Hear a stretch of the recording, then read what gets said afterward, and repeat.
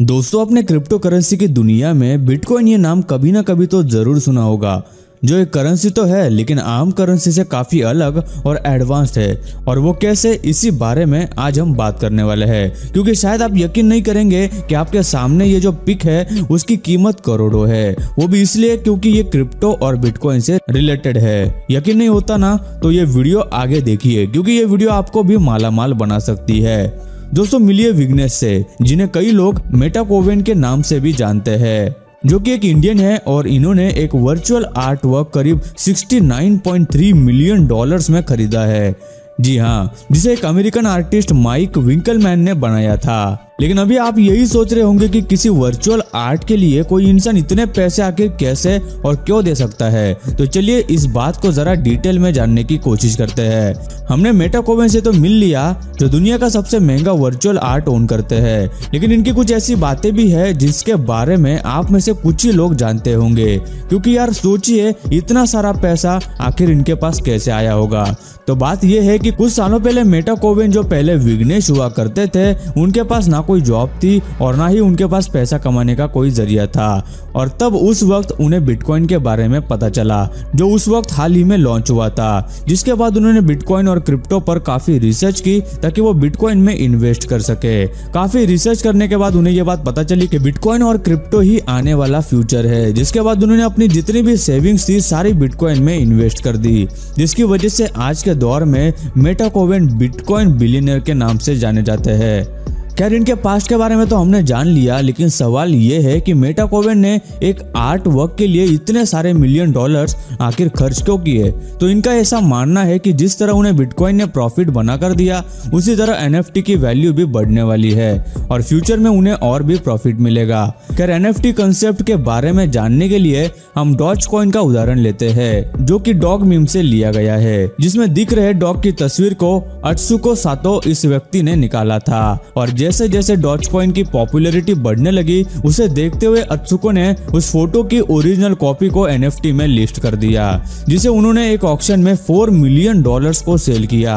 यही नहीं, post Malone जैसे बड़े सेलिब्रिटीज ने भी कई मिलियंस की एनएफटी बाय की है, क्योंकि सभी जानते हैं कि फ्यूचर में सब कुछ डिजिटल होने वाला है और यही कारण है कि एनएफटी का मार्केट काफी बढ़ने वाला है। तो आप अभी समझ चुके होंगे कि लोग एनएफटी में इतना पैसा आखिर क्यों इन्वेस्ट करते हैं। खैर, आप भी अगर अच्छे आर्टिस्ट है तो आप खुद का अपना आर्ट एनएफटी में लिस्ट करके उसे अच्छे दाम में बेच सकते हैं। बस वो आर्ट आपका खुद का होना चाहिए, ना किसी और का। जैसे कि हमने देखा कि आर्टिस्ट अपने आर्ट को वर्चुअली सेल कर सकते हैं, ठीक वैसे ही फ्यूचर में सारे काम वर्चुअली किए जाएंगे। और वो कैसे, चलिए जान लेते हैं। फेसबुक, जो दुनिया की सबसे बड़ी कंपनी में से एक है, उन्होंने मेटावर्स टेक्नोलॉजी को लॉन्च किया है, जिसे उन्होंने इंटरनेट का अपडेटेड वर्जन या फिर कहो इंटरनेट का फ्यूचर होने का दावा किया है, जिसमें हम इस तरह की गेम्स खेल सकते हैं जिसमें वीआर यानी वर्चुअल रियलिटी को बड़ी आसानी से एक्सपीरियंस किया जा सकता है। इसी के साथ मार्क जकरबर्ग ने यह भी कहा है कि ये क्रिप्टो की एक नई दुनिया है, जिसमें हम वर्चुअली कुछ भी खरीद या फिर बेच सकते हैं, जैसे कोई प्रॉपर्टी हो या फिर कोई सुपर कार। लेकिन इसको परचेस करने के लिए हमें क्रिप्टो की जरूरत पड़ती ही है। यही नहीं, माइक्रोसॉफ्ट के को फाउंडर बिल गेट्स ने भी ये कहा है कि आने वाले 3 सालों के अंदर उनकी सारी बिजनेस मीटिंग्स मेटावर्स द्वारा वर्चुअली कंप्लीट की जाएंगी।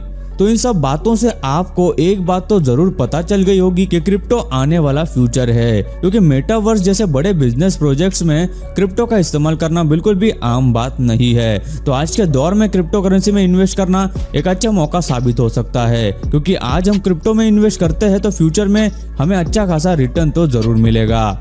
दुनिया में काफी देशों में तो क्रिप्टो करेंसी यूजर्स की संख्या काफी बढ़ चुकी है, जिसके के कारण आने वाले समय में क्रिप्टो करेंसी की डिमांड काफी ज्यादा बढ़ने वाली है, जिसका अंदाजा दर्शाया जाता है। इसी वजह से इंडिया में काफी लोग क्रिप्टो करेंसी में पैसे इन्वेस्ट करके प्रॉफिट कमा रहे हैं। लेकिन अब कितने लोगों के दिमाग में ये सवाल है कि अगर इंडिया में क्रिप्टो करेंसी में इन्वेस्ट करना है तो कैसे किया जाए। इसका सबसे बेस्ट आंसर मेरे पास है दोस्तों। आई विल सजेस्ट वजीरेक्स, जिसे यूज करके आप क्रिप्टो करेंसी खरीद या बेच सकते हो। लेकिन इसकी खरीदारी से पहले यह भी जांच करना इंपॉर्टेंट है कि एक्सचेंज पर आपके पैसे कितने सेफ है। मैंने खुद वजीरेक्स पर बिटकॉइन और अन्य बहुत क्रिप्टो करेंसी पर ट्रेडिंग की है और इसको लेकर मेरा एक्सपीरियंस बहुत ही अच्छा है। साथ ही आपको बता दूं कि किसी भी तरह की प्रॉब्लम फेस नहीं की है मैंने। इसे आप बिना डरे इस्तेमाल कर सकते हो, क्योंकि ये इंडिया के टॉप क्रिप्टो एक्सचेंज में आता है।